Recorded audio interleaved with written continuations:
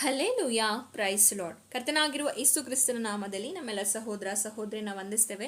ನೀವೇನು ನಮ್ಮ ಚಾನೆಲ್ನ ಮೊದಲನೇ ಬಾರಿಗೆ ವೀಕ್ಷಿಸುತ್ತಿರುವುದಾದರೆ ದಯವಿಟ್ಟು ಸಬ್ಸ್ಕ್ರೈಬ್ ಮಾಡ್ಕೊಳ್ಳಿ, ಲೈಕ್ ಮಾಡಿ, ಶೇರ್ ಮಾಡಿ, ಹಾಗೂ ನಿಮ್ಮ ಪ್ರಾರ್ಥನಾ ಮನವಿಯನ್ನು ಕಮೆಂಟ್ ಮೂಲಕವಾಗಿ ತಿಳಿಸಬಹುದಾಗಿದೆ. ನಿಮಗೆ ಕೌನ್ಸಿಲಿಂಗ್ ಬೇಕಾದಲ್ಲಿ ಕೆಳಗೆ ಕೊಟ್ಟಿರುವಂತಹ ವಾಟ್ಸ್ಆಪ್ ನಂಬರ್ ಅನ್ನ ಸಂಪರ್ಕಿಸಬಹುದು. ಡಿಸ್ಕ್ರಿಪ್ಷನ್ ಅಲ್ಲಿ ಅವೈಲೇಬಲ್ ಇರ್ತದೆ. ಹಾಗೆ ನಮ್ಮ ಪ್ರತಿನಿತ್ಯವೂ 7:30ರಿಂದ 8:30ರವರೆಗೂ ನಡೆಯುವಂತಹ ಪ್ರಾರ್ಥನೆಗೆ ಜಾಯಿನ್ ಆಗಬೇಕಾದಲ್ಲಿ ಕೆಳಗೆ ಕೊಟ್ಟಿರುವಂತಹ ಗುಂಪನ್ನು ಸಂಪರ್ಕಿಸಬಹುದು. ಮಂಗಳವಾರ ದಿನದಂದು ವಿಶೇಷವಾಗಿ ಕುಟುಂಬಕ್ಕೋಸ್ಕರವಾಗಿಯೇ ಪ್ರಾರ್ಥನೆ ನಡೆಯುತ್ತದೆ 11 ಗಂಟೆಯಿಂದ 2 ಗಂಟೆವರೆಗೂ.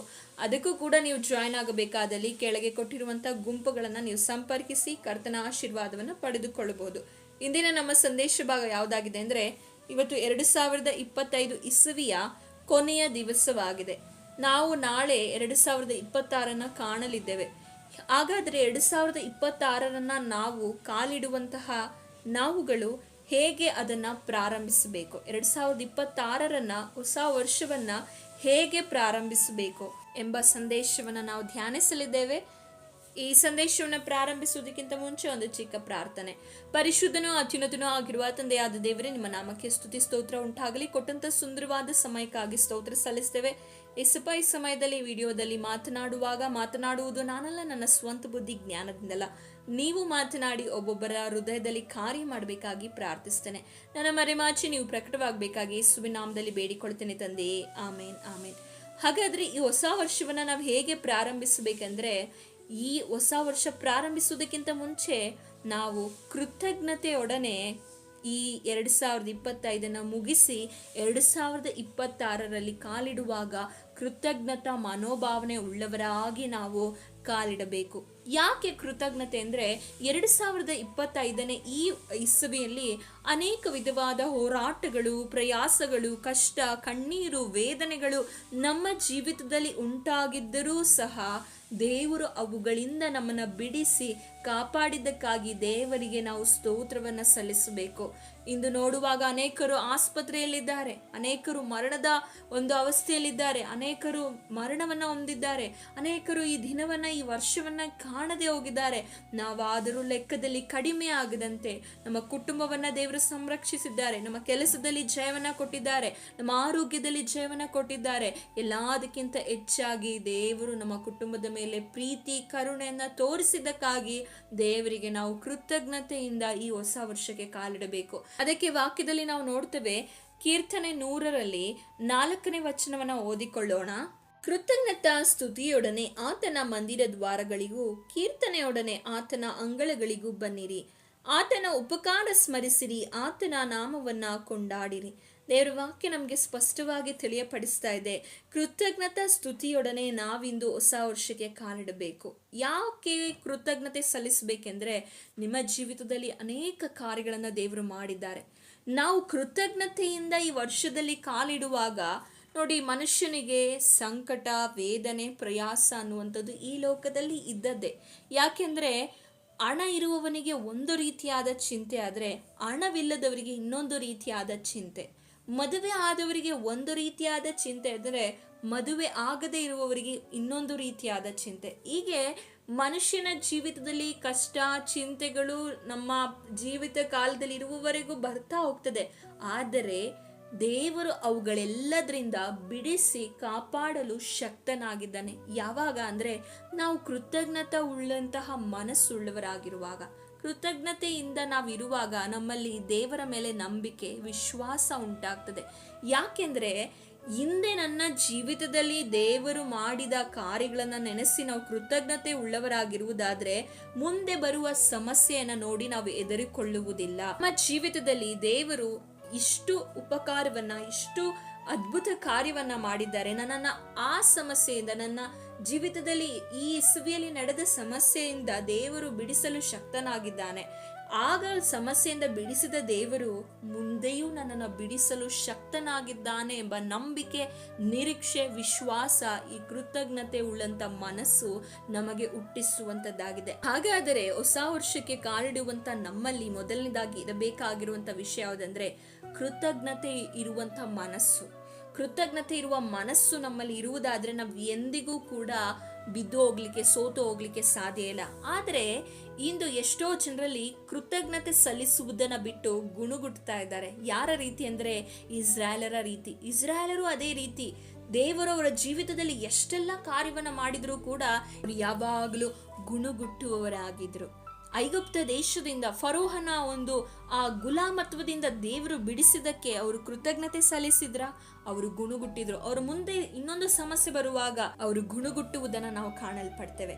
ಗುಣಗುಟ್ಟುವಿಕೆ ನಮ್ಮಲ್ಲಿ ಇರುವಾಗ ನಮಗೆ ವಿಶ್ವಾಸ ಉಂಟಾಗೋದಿಲ್ಲ. ನಾವಿನ್ನೂ ಆಶೀರ್ವಾದದ ಬದಲಾಗಿ ಶಾಪವನ್ನೇ ತಂದುಕೊಳ್ತೇವೆ. ನಮ್ಮ ಜೀವಿತ 2025 ವರ್ಷ ಕಳೆದ್ರು, ಹೊಸ ವರ್ಷ ಬಂದ್ರು, ಅಥವಾ 2026ನೇ ಇಸ್ವಿ ಕಳೆದ್ರು, ಮತ್ತೆ ಹೀಗೆ ಹೊಸ ವರ್ಷಗಳು ಹೋಗ್ತಾ ಇರ್ತದೆ. ಆದ್ರೆ ನಮ್ಮ ಜೀವಿತ ಬದಲಾಗೋದಿಲ್ಲ. ನಾವು ಕೃತಜ್ಞತೆ ಇಟ್ಟುಕೊಳ್ಬೇಕು. ಇಸ್ರಾಯೇಲರಿಗೆ ಐಗುಪ್ತ ದೇಶದಿಂದ ದೇವರು ಬಿಡುಗಡೆ ಮಾಡಿದ್ರು. ಕೆಂಪು ಸಮುದ್ರ ಮುಂದೆ ಬಂದಾಗ ಗುಣಗುಡ್ತಾ ಇದ್ದಾರೆ. ಕೆಂಪು ಸಮುದ್ರ ಮುಂದೆ ಇದ್ದಂತಹ ಆ ಸಮಸ್ಯೆನ ದೇವರು ಬಿಡುಗಡೆ ಮಾಡಿದ್ರು.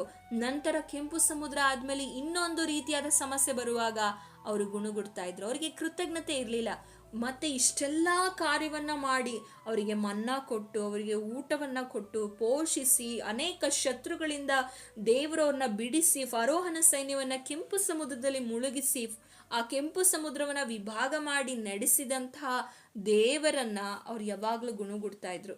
ಅದೇ ರೀತಿಯಾಗಿ ನಾವು ಮತ್ತೆ ನೋಡ್ತೇವೆ, ಯೆಹೋಶುವ, ಕಾಲೇಬನು ಮತ್ತು ಇನ್ನೂ 10 ಮಂದಿ ಕಾನಾನ್ ದೇಶವನ್ನು ಸುತ್ತಿ ನೋಡಿಕೊಂಡು ಬರುವಾಗ 10 ಜನ ಈ ರೀತಿಯಾಗಿ ಹೇಳ್ತಾ ಇದ್ದಾರೆ, ಅಲ್ಲಿನ ಜನರು ನಮಗಿಂತಹ ಬಲಿಷ್ಠರಾಗಿದ್ದಾರೆ, ನಾವು ಅವರ ಮುಂದೆ ಮಿಡಿತಗಳಂತಿದ್ದೇವೆ ಅಂತ ಹೇಳ್ತಾ ಇದ್ದಾರೆ. ಈ ರೀತಿಯಾದ ಮಾತು ಅವರ ಬಾಯಿಂದ ಬರಲಿಕ್ಕೆ ಕಾರಣ ಏನಂದ್ರೆ, ದೇವರು ತಮ್ಮ ಜೀವಿತದಲ್ಲಿ ಹಿಂದೆ ಮಾಡಿದ ಅದ್ಭುತ ಕಾರ್ಯಗಳಿಗೋಸ್ಕರ, ಹಿಂದೆ ಮಾಡಿದ ಕಾರ್ಯಗಳನ್ನ ಅವರು ನೆನಪಿನಲ್ಲಿಟ್ಟುಕೊಳ್ಳದೆ, ಕೃತಜ್ಞತೆ ಸಲ್ಲಿಸದೆ ಇರುವಂತ ಮನಸ್ಸುಳ್ಳವರಾಗಿದ್ರು. ಆದ ಕಾರಣನೇ ಅವರು ಆ ರೀತಿಯಾದಂತ ಒಂದು ವಿಷಯವನ್ನ, ಸುದ್ದಿಯನ್ನ ಇಸ್ರಾಯೇಲರ ಮಧ್ಯೆ ಬಂದು ಹೇಳ್ತಾ ಇದ್ದಾರೆ. ಆದ್ರೆ ಇನ್ನಿಬ್ಬರಿದ್ದಾರೆ, ಅವರ ಮನಸ್ಸು ಆ ರೀತಿಯಾಗಿರ್ಲಿಲ್ಲ. ಅವರ ಮನಸ್ಸು ಯಾವ ರೀತಿಯಾಗಿತ್ತಂದ್ರೆ ಕೃತಜ್ಞತೆಯಿಂದ ತುಂಬಿತ್ತು. ಯಾಕೆಂದ್ರೆ ಅವರಿಗೆ ಚೆನ್ನಾಗಿ ಗೊತ್ತಿತ್ತು, ಕೆಂಪು ಸಮುದ್ರವನ್ನ ವಿಭಾಗ ಮಾಡಿದ ದೇವರಿಗೆ ಈ ಕಾನಾನ್ ದೇಶದಲ್ಲಿರುವಂತ ಜನರು ಯಾವ ಲೆಕ್ಕವಿಲ್ಲ, ಆತನಿಗೆಲ್ಲವೂ ಸಾಧ್ಯ, ಆತನು ಎಲ್ಲಾ ಕಾರ್ಯವನ್ನು ಮಾಡಲು ಶಕ್ತನಾಗಿದ್ದಾನೆ ಎಂಬ ನಂಬಿಕೆ, ನಿರೀಕ್ಷೆ ಉಳ್ಳಂತ ಮನಸ್ಸಾಗಿತ್ತು ಅವರೇ ಯೆಹೋಶುವ, ಕಾಲೇಬನ ವಿಷಯವಾಗಿ ದೇವರು ಸಾಕ್ಷಿ ಹೇಳುವಾಗ, ನನ್ನ ದಾಸನಾದ ಕಾಲೇಬನು ಅಂತಹ ಮನಸ್ಸುಳ್ಳವನಾಗಿರದೆ ಗುಣಗುಟ್ಟುವ ಮನಸ್ಸು ಕಾಲೇಬನಲ್ಲಿ ಇರಲಿಲ್ಲ. ಹಾಗಾದ್ರೆ ಇಂದು ನಿಮ್ಮಲ್ಲಿ ಏನಾದ್ರೂ ಗುಣಗುಟ್ಟುವಿಕೆಯ ಮನಸ್ಸಿರುವುದಾದ್ರೆ, ಈ ವರ್ಷದಲ್ಲಿ ನೀವು ದೇವರು ನನ್ನ ಜೀವಿತದಲ್ಲಿ ಏನು ಮಾಡಲಿಲ್ಲ, ಅದೇ ಸಮಸ್ಯೆ, ಅದೇ ವೇದನೆಯಲ್ಲಿದ್ದೇನೆ ಎಂದು ಹೇಳಿಕೊಂಡು ನೀವೇನಾದರೂ ಗುಣಗುಟ್ಟುತ್ತಿರುವುದಾದರೆ ದಯವಿಟ್ಟು ಗುಣಗುಟ್ಟಬೇಡಿ. ಯಾಕೆಂದರೆ ನೀವು ಯೇಸುವಿಗೆ ಕೃತಜ್ಞತೆ ಸಲ್ಲಿಸುವಾಗ ಆತನು ನಿಮ್ಮ ಜೀವಿತದಲ್ಲಿ ಅದ್ಭುತ ಕಾರ್ಯವನ್ನು ಮಾಡುವವನಾಗಿದ್ದಾನೆ. ಈಗಲೂ ಇನ್ನೂ ಸಮಯ ಮುಗಿದು ಹೋಗಿಲ್ಲ. ನೀವು ನಂಬುವುದಾದರೆ, ನೀವು ಕೃತಜ್ಞತೆ ಸಲ್ಲಿಸುವುದಾದರೆ, ಆತನು ನಿಮ್ಮ ಜೀವಿತದಲ್ಲಿ ಈಗ ನೀವು ಯಾವುದೆಲ್ಲ ಸಮಸ್ಯೆಯಲ್ಲಿ ಹಾದು ಹೋಗ್ತಾ ಇದ್ದೀರಾ, ಈಗ ಯಾವುದೆಲ್ಲ ಕಣ್ಣೀರಿನಲ್ಲಿ, ವೇದನೆಯಲ್ಲಿ, ಭಾರದಲ್ಲಿ ನೀವು ಹಾದು ಹೋಗ್ತಾ ಇದ್ದೀರಾ, ಚಿಂತೆಯಲ್ಲಿ ಹಾದು ಹೋಗ್ತಾ ಇದ್ದೀರಾ, ಕೃತಜ್ಞತೆ ಸಲ್ಲಿಸಿರಿ. ದೇವರೇ, ನೀ ನನಗೆ ಉಸಿರನ್ನ ಕೊಟ್ಟಿದ್ಯಾ. ಎಷ್ಟೋ ಜನರು ಈ ದಿನವನ್ನ ಕಾಣದೇ ಇದ್ದಾರೆ, ಆದರೆ ನಾನು ಇಂದು ಬದುಕುಳಿದಿದ್ದೇನೆ ಅಂದ್ರೆ ಅದು ನಿನ್ನ ಕೃಪೆ ಆಗಿದೆ ಎಂದು ಹೇಳಿ ಕೃತಜ್ಞತೆ ಸಲ್ಲಿಸಿರಿ. ಎಲ್ಲದಕ್ಕಿಂತ ಹೆಚ್ಚಾಗಿ ನಾವು ಈ ವರ್ಷದಲ್ಲಿ ಕೃತಜ್ಞತೆಯಿಂದ ಕಾಲಿಡಬೇಕು. ಯಾಕೆಂದರೆ ನನಗಾಗಿ, ನಿನಗಾಗಿ ಯೇಸು ಸ್ವಾಮಿಯು ತನ್ನ ರಕ್ತವನ್ನ ಸುರಿಸಿದ್ದಾರೆ. ಆತನ ಆ ತ್ಯಾಗಕ್ಕೆ, ಪ್ರೀತಿಗೆ, ಕರುಣೆಗೆ ಯಾವಾಗಲೂ ಜೀವಮಾನದಲ್ಲೆಲ್ಲ ಕೃತಜ್ಞತೆ ಉಳ್ಳವರಾಗಿರಬೇಕು. ಎರಡನೇದಾಗಿ, ಆತನು ಮಾಡಿದ ಉಪಕಾರಗಳನ್ನೆಲ್ಲ ನೆನೆಸಿ ಆತನಿಗೆ ನಾವು ಸ್ತೋತ್ರ ಸಲ್ಲಿಸಬೇಕು. ಕೀರ್ತನೆ 136ನೇ ಅಧ್ಯಾಯದಲ್ಲಿ ನಾವು ನೋಡ್ತೇವೆ, ಆತನ ಕೃಪೆಯು ಶಾಶ್ವತವಾದದ್ದು. ಬರೀ ಮನುಷ್ಯನ ಹಾಗೆ ಇಂದು ವಾಗ್ದಾನ ಮಾಡಿ, ಸಹಾಯ ಮಾಡಿ, ಮನುಷ್ಯರು ಏನು ಮಾಡ್ತಾರೆ, ಒಂದು ಸಲ ಸಹಾಯ ಮಾಡ್ತಾರೆ, 2ನೇ ಸಲ ಮಾಡ್ತಾರೆ, 3ನೇ ಸಲ ಸಮಸ್ಯೆ ಬರುವಾಗ ಕೈ ಬಿಡ್ತಾರೆ. ಅಥವಾ ನಾವು ಕಣ್ಣೀರಿನಿಂದ ಯಾರ ಬಳಿಯಲ್ಲಾದ್ರೂ ನಮ್ಮ ವೇದನೆ ಹೇಳಿಕೊಳ್ಳುವಾಗ 1ನೇ ಸಲ ಕೇಳ್ತಾರೆ, 2ನೇ ಸಲ ಅವ್ರು ಏನ್ ಮಾಡ್ತಾರೆ, ಬೇರೊಬ್ಬರ ಬಳಿಯಲ್ಲಿ ಹೋಗಿ ಹೇಳ್ತಾರೆ, 3ನೇ ಸಲ ಅವರು ನಮ್ಮ ಫೋನ್ಗಳನ್ನ ಅಥವಾ ನಮ್ಮ ನೋಡಿದ್ರೆ ಓರೆಯಾಗಿ ಹೋಗ್ತಾರೆ. ಆದರೆ ನಮ್ಮ ದುಃಖವನ್ನ ನೋಡಿ, ನಮ್ಮ ಕಷ್ಟವನ್ನ ನೋಡಿ, ನಮ್ಮ ಕಣ್ಣೀರು ಪ್ರಯಾಸವನ್ನ ನೋಡಿ ಓರೆಯಾಗದಂತೆ ನಮ್ಮನ್ನ ಪ್ರೀತಿಸುವಂತಹ ಯೇಸು ಸ್ವಾಮಿಯನ್ನ ನಾವು ನೋಡುವುದಾದ್ರೆ, ಆತನಿಗೆ ಕೃತಜ್ಞತೆ ಸಲ್ಲಿಸುವುದಾದ್ರೆ, ಖಂಡಿತವಾಗಿಯೂ ಆತನು ನಮ್ಮ ಜೀವಿತದಲ್ಲಿ ಅದ್ಭುತ ಮಾಡುವ ಆತನಾಗಿದ್ದಾನೆ. ನಾವು ಆತನನ್ನ ಸ್ತುತಿಸಬೇಕು. ಆತನ ಉಪಕಾರಗಳನ್ನ ನೆನೆಸಿ ಸ್ತುತಿಸುವಾಗ ನಮ್ಮ ಜೀವಿತದಲ್ಲಿ ಜಯ ಉಂಟಾಗುತ್ತದೆ. ಒಮ್ಮೆ ಒಬ್ಬ ದೇವ ಸೇವಕರು ಒಂದು ತಂದೆ ತಾಯಿಗಳಿಗೆ ಈ ರೀತಿಯಾಗಿ ಹೇಳಿದ್ರು, ನೀವು ದೇವರನ್ನ ಸ್ತುತಿಸಬೇಕು. ಯಾವ ಸಂದರ್ಭದಲ್ಲಿ ಸ್ತುತಿಸಿರಿ ಎಂದು ಆ ದೇವ ಸೇವಕರು ಹೇಳ್ತಾ ಇದ್ದಾರೆ ಅಂತ ನೋಡುವುದಾದ್ರೆ, ತಮ್ಮ ಮಗಳು ರೋಗದ ಹಾಸಿಗೆಯಲ್ಲಿ ಅಂದ್ರೆ ಮರಣದ ಹಾಸಿಗೆಯಲ್ಲಿ ಮಲಗಿದಂತ ಸಮಯದಲ್ಲಿ ದೇವ ಸೇವಕರು ಆ ತಂದೆ ತಾಯಿಗಳಿಗೆ ಹೇಳ್ತಾ ಇದ್ದಾರೆ, ನೀವು ಸ್ತುತಿಸಿರಿ ಎಂದು. ಅವರಿಗೆ ಆಶ್ಚರ್ಯವಾಗ್ತದೆ, ನನ್ನ ಮಗಳು ಸಾವು ಬದುಕಿನ ನಡುವೆ ಹೋರಾಡ್ತಾ ಇದ್ದಾಳೆ, ಈ ಸಮಯದಲ್ಲಿ ನಾನು ಹೇಗೆ ದೇವರನ್ನ ಸ್ತುತಿಸಲಿ ಎಂದು. ಆ ಸೇವಕರ ಮಾತನ್ನ ಕೇಳಿ ಆ ತಂದೆ ತಾಯಿಗಳು ಇಬ್ಬರು ಸ್ತುತಿಸಲು ಸ್ತುತಿಸ್ತಾರೆ. ಏನಂದು ಸ್ತುತಿ ಮಾಡ್ತಾ ಇದ್ದಾರೆ, ಏನಂದು ಸ್ತೋತ್ರ ಸಲ್ಲಿಸ್ತಾ ಇದ್ದಾರೆ ಅಂದ್ರೆ, ದೇವರೇ ನೀನು ನನ್ನ ಮಗಳಿಗೆ ಬಿಡುಗಡೆ ಕೊಟ್ಟಿದ್ದಕ್ಕಾಗಿ ಸ್ತೋತ್ರ. ಇನ್ನು ಬಿಡುಗಡೆ ಆಗಿಲ್ಲ, ಆದರೂ ಕೂಡ ನೀನು ಬಿಡುಗಡೆ ಕೊಡ್ತಾ ಇದೆಯಾ ಎಂದು ನಾನು ನಂಬಿಕೆ ಇಟ್ಟು ನಿನಗೆ ಸ್ತೋತ್ರ ಸಲ್ಲಿಸ್ತಾ ಇದ್ದೇನೆ ಎಂದು ಅವರು ಸ್ತೋತ್ರವನ್ನ ಸಲ್ಲಿಸ್ತಾರೆ. ಆ ಮಗಳು ಬಿಡುಗಡೆ ಹೊಂದಿ ದೇವರ ಸಾಕ್ಷಿಯಾಗುವುದನ್ನ ನಾವು ಕಾಣಲ್ಪಡ್ತೇವೆ. ಹಾಗಾದ್ರೆ ಸಮಸ್ಯೆ ಬಂದಾಗ ಅದರಿಂದ ಬಿಡುಗಡೆ ಹೊಂದಿದಾಗ ಮಾತ್ರ ಅಲ್ಲ ನಾವು ಸ್ತುತಿಸುವಂಥದ್ದು, ಸಮಸ್ಯೆ ಇರುವಾಗಲೇ, ಸಮಸ್ಯೆಯ ಮಧ್ಯದಲ್ಲಿ ನಾವು ಸ್ತುತಿಸಬೇಕು. ಹಾಗೆ ಸ್ತುತಿಸಿದವರು ಪೌಲ ಸೀಲರು. ಸಮಸ್ಯೆಯಲ್ಲಿದ್ದಾರೆ, ವೇದನೆಯಲ್ಲಿದ್ದಾರೆ, ಗಾಯದಲ್ಲಿದ್ದಾರೆ, ಅದರ ಮಧ್ಯದಲ್ಲೂ ದೇವರನ್ನ ಸ್ತುತಿ ಮಾಡ್ತಾ ಇದ್ದಾರೆ, ಸ್ತುತಿ ಪದಗಳನ್ನ ಆಡ್ತಾ ಇದ್ದಾರೆ. ಆ ಸ್ತುತಿ ಪದವನ್ನ ಕೇಳಿದ ದೇವರು ಸುಮ್ಮನಿರಲಿಲ್ಲ, ಅವರ ಬೇಡಿಗಳನ್ನ ಕಳಚುವುದನ್ನ ನಾವು ನೋಡ್ತೇವೆ. ಹಾಗಾದ್ರೆ ಒಂದು ಥೆಸಲೋನಿಕದವರಿಗೆ ಬರೆದ ಪತ್ರಿಕೆ 5ನೇ ಅಧ್ಯಾಯ 18ನೇ ವಚನದಲ್ಲಿ ಹೀಗೆ ಬರೆಯಲ್ಪಟ್ಟಿದೆ, ಎಲ್ಲದರಲ್ಲಿಯೂ ಕೃತಜ್ಞತಾ ಸ್ತುತಿ ಮಾಡಿರಿ, ಇದೇ ನಿಮ್ಮ ವಿಷಯವಾಗಿ ಕ್ರಿಸ್ತ ಯೇಸುವಿನಲ್ಲಿ ತೋರಿ ಬಂದ ದೇವರ ಚಿತ್ತ. ನೋಡಿ, ನಮಗೆ 2026ರಲ್ಲಿ ದೇವರೇ ನಿನ್ನ ಚಿತ್ತ ಮಾಡಬೇಕೆಂದು ನಾವು ಒಂದು ಮನಸ್ಸಿನಲ್ಲಿ ಆಸೆಯನ್ನು ಇಟ್ಟುಕೊಂಡಿರ್ಬೋದು. ಆದರೆ ದೇವರ ಚಿತ್ತ ಮಾಡಬೇಕಾಗಿ ನಮ್ಮ ಮನಸ್ಸಿರುವುದಾದರೆ ಮೊದಲು ಎಲ್ಲದರಲ್ಲೂ ನಾವು ಕೃತಜ್ಞತಾ ಸ್ತುತಿಯನ್ನು ಮಾಡುವುದನ್ನು ಅಳವಡಿಸಿಕೊಳ್ಳಬೇಕು.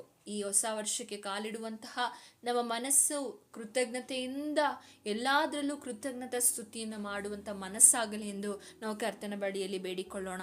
ಎರಡನೇದಾಗಿ, ಈ 2026ಕ್ಕೆ ನಾವು ಹಳೆಯ ಸಂಗತಿಗಳನ್ನೆಲ್ಲ ಬಿಟ್ಟು ಹೊಸ ಸಂಗತಿಗಳ ಕಡೆಗೆ ನಾವು ಗಮನ ಕೊಡಬೇಕು. ನಿಮ್ಮ ಈ 2025ರಲ್ಲಿ ಅನೇಕ ಕಹಿ ಘಟನೆ ನಡೆದಿರಬಹುದು, ಅನೇಕರು ನಿಮ್ಮನ್ನ ನೋಯಿಸಿರ್ಬೋದು, ಅನೇಕರನ್ನ ಕ್ಷಮಿಸದೇ ಇರ್ಬೋದು, ಅನೇಕರ ಮೇಲೆ ನಿಮಗೆ ದ್ವೇಷ, ಕೋಪ, ಅಸೂಯೆ, ಸಿಟ್ಟು ಇವುಗಳಿರುವುದಾದ್ರೆ ದಯಮಾಡಿ ಅವು ಎಲ್ಲವುಗಳನ್ನು ನೀವು ಬಿಟ್ಟು ಆ ಎಲ್ಲವುಗಳನ್ನು ನಿಮ್ಮ ಹೃದಯದಿಂದ ತೆಗೆದುಹಾಕಿ ನಿಮ್ಮ ಮನಸ್ಸು ನೂತನವಾಗಿ ನೀವು ನೂತನವಾಗಲಿಕ್ಕೆ ದೇವರಿಗೆ ಒಪ್ಪಿಸಿಕೊಡುವುದಾದರೆ ಈ ಹೊಸ ವರ್ಷದಲ್ಲಿ ಹಳೆಯ ಸಂಗತಿಗಳನ್ನು ತೆಗೆದು ಹಾಕ್ಬಿಡಿ. ಕೋಪ ಆಗಿರಬಹುದು, ದ್ವೇಷ ಆಗಿರಬಹುದು, ಅಸೂಯೆ, ಕ್ಷಮಿಸದೇ ಇರುವಂತಹ ಗುಣ, ಅಥವಾ ಅವರು ನಿಮ್ಮ ಜೀವಿತದಲ್ಲಿ ಮಾಡಿದ್ದನ್ನೇ ನೆನಪಿನಲ್ಲಿಟ್ಟುಕೊಂಡು ಅವರು ನಿಮಗೆ ಸಿಗುವಾಗ ನೀವು ಅವರನ್ನು ದ್ವೇಷಿಸುವುದು, ಅವರನ್ನು ಮಾತನಾಡಿಸದೇ ಇರುವುದೇನಾದರೂ ಇರುವುದಾದರೆ ದಯವಿಟ್ಟು ಅದನ್ನು ನೀವು ತೆಗೆದು ಹಾಕಿರಿ.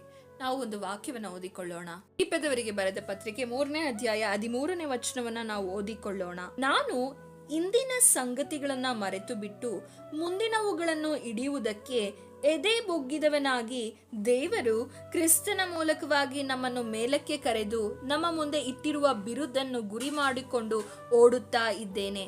ದೇವರ ವಾಕ್ಯ ನಮಗೆ ಸ್ಪಷ್ಟವಾಗಿ ತಿಳಿಸ್ತಾ ಇದೆ. ನಾವು ಏನನ್ನ ಮರೆತು ಬಿಡಬೇಕು?